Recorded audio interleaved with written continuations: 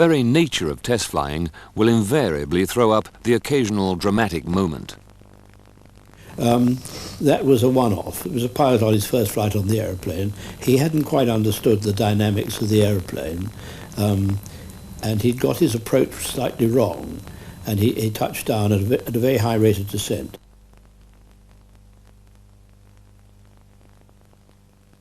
When we got to flight 20, I think it was, up at Warton, we were clear of all the minor snags on the aeroplane, and we thought now's the time to get on to curing this or investigating this undercarriage problem. The first thing to do was to measure the difference between touching down on a dry runway and touching down on a very reduced coefficient of friction runway, low mu.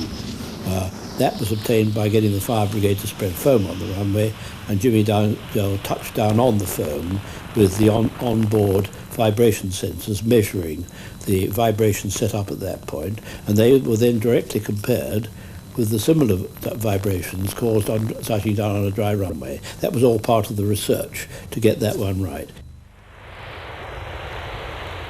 It became apparent that the next and vital stage of the flight development of the aeroplane was going to need expertise, knowledge and facilities which didn't exist at the Weybridge end of the consortium.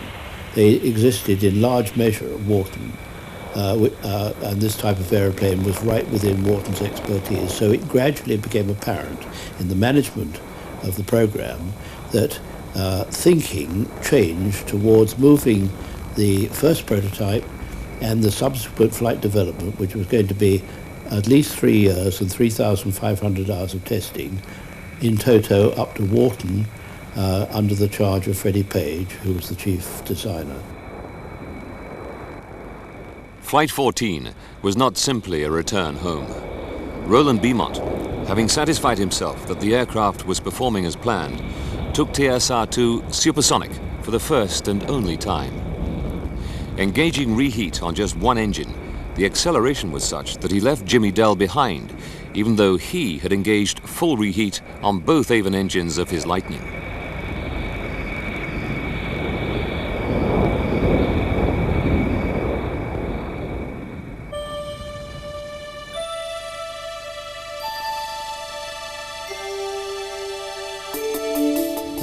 This new aeroplane was, despite its difficulties, despite its management problems, despite the rather unpleasant and hazardous faults that had occurred in some of the first few flights, it was now showing itself to be a tremendous thoroughbred. It was going to be a wonderful aeroplane. It was already extraordinarily satisfying to fly as a professional.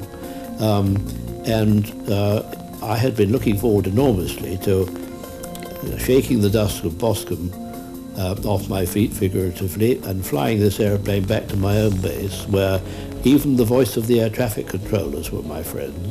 And we flew back into that environment, we brought it home, and now we were going to get on with it, and no holds barred. It was a very good feeling.